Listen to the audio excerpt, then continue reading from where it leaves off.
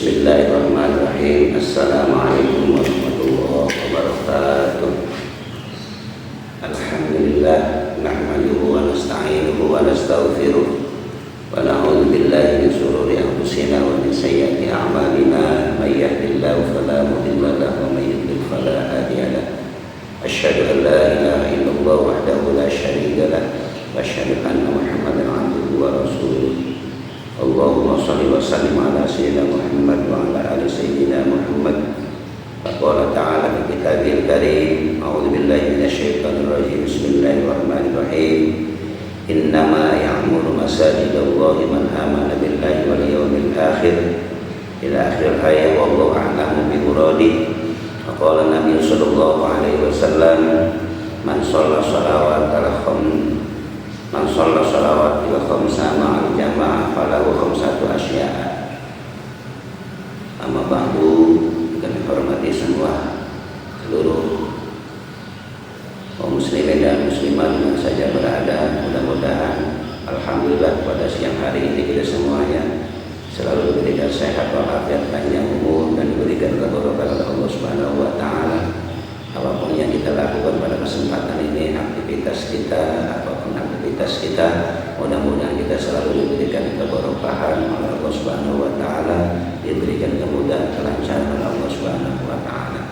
Kaum muslimin rahimakumullah, alhamdulillah pada kali ini kita sedikit akan membahas tentang keutamaan sholat berjamaah.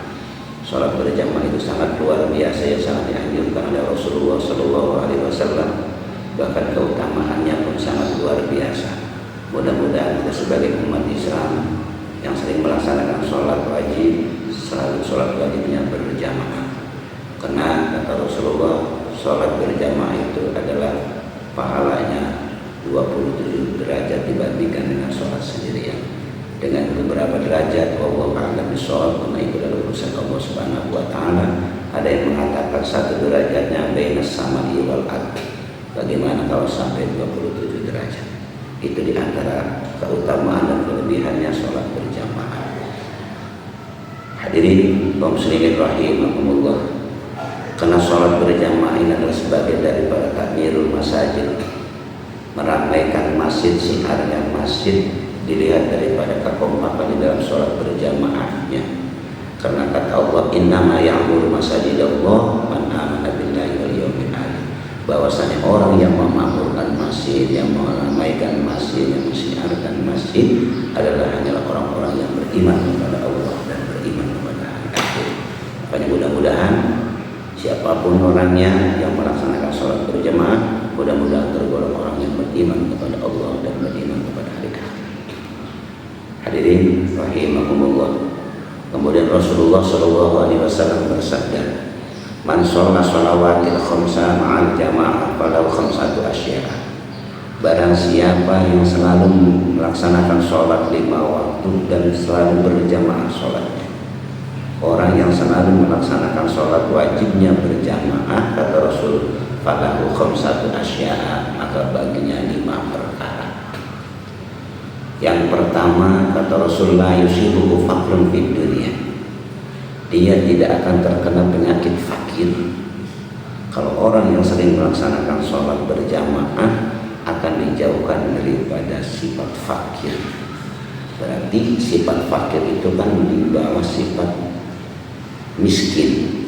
Kalau orang miskin itu kan ketemu jalan, dapat usahanya cuma hanya cukup untuk makan saja. Tapi sebaliknya kalau orang fakir itu kerjaannya pun gak menentu dan hasilnya pun gak menentu, jadi di bawah miskin. Kalau Allah hilangkan sifat fakir, berarti sifat miskin pun Allah akan hilangkan. Manakala sifat fakir dan miskin itu Allah hilangkan, berarti yang datang adalah sifat ghaniyun, kekayaan, kesuksesan. Makanya intinya, siapapun orangnya yang ingin sukses dalam ekonominya, maka lazimkan sholat berjamaah. Karena kata Rasulullah, la yusibuhu faqrun fid dunya, akan Allah akan jauhkan daripada musibah-musibah atau masalah sifat-sifat fakir dan miskin tadi. Mudah-mudahan kalau hilang sifat fakir dan miskinnya, kekayaan itu, kesuksesan itu akan menghampiri kita semua dengan sebab kita melaksanakan sholat wajib berjamaah. Kemudian keutamaan yang kedua kata Rasulullah Sallallahu Alaihi Wasallam, yarfa'ullahu anhu adzabal qabri. Allah akan hilangkan, Allah akan angkat siksaan azab kubur. Kita ketahui bersama bahwa di dalam alam kubur itu atau alam barzah itu ada dua. Ada nikmat kubur, ada dua nikmat, ada yang namanya nikmat kubur, ada adab kubur. Ya, di alam kubur itu ada dua yang akan kita rasakan, di antaranya yang pertama ada adab kubur, ada nikmat kubur. Kalaupun adab kubur itu Allah hilangkan dari kita ketika kita meninggal dunia dan kita berada di alam barzah dengan sebab pahalanya berjamaah, sholat berjamaah di masjid. Subhanallah.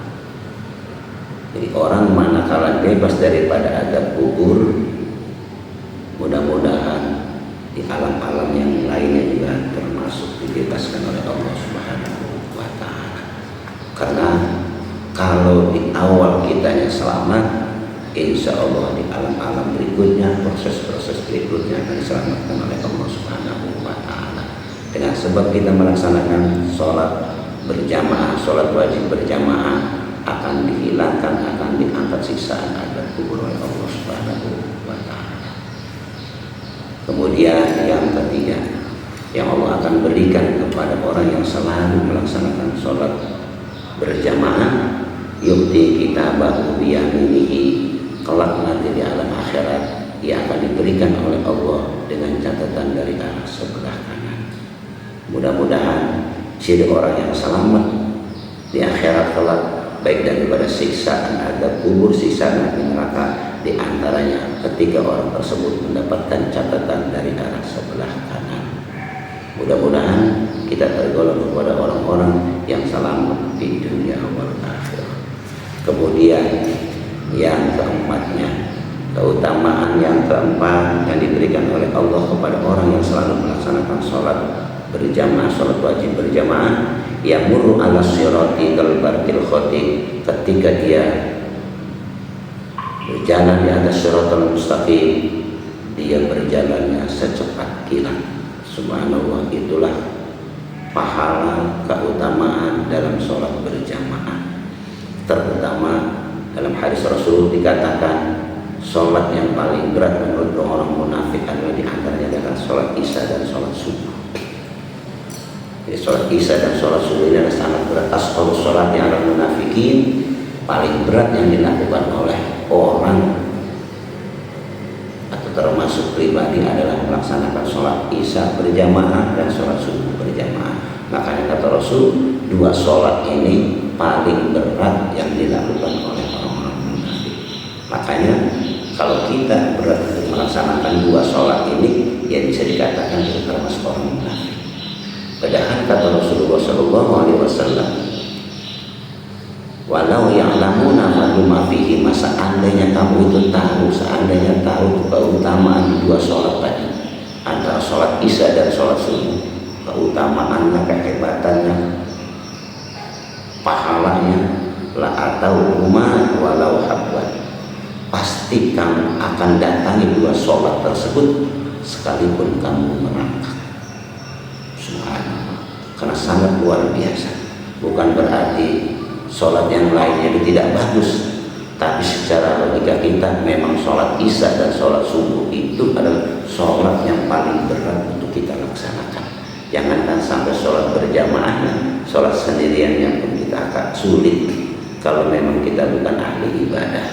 Tapi mudah-mudahan kita tergolong kepada orang-orang yang ahli syahadah wa ahlul khair dan termasuk ahli ibadah, sehingga dalam melaksanakan sholat terasa ringan, tidak seperti yang dikatakan oleh Rasulullah seperti orang-orang munafik.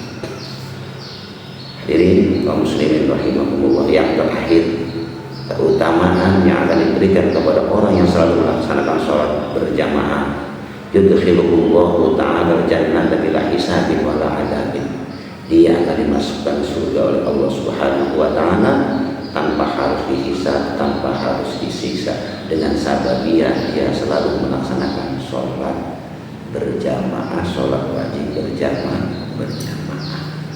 Masalah berjamaah silakan di masjid, silakan di musola, karena nilainya berbeda dengan sholat sendirian. Sudah jelas dan sudah diketahui bersama bahwa berjamaah, sholat wajib berjamaah itu sangat luar biasa.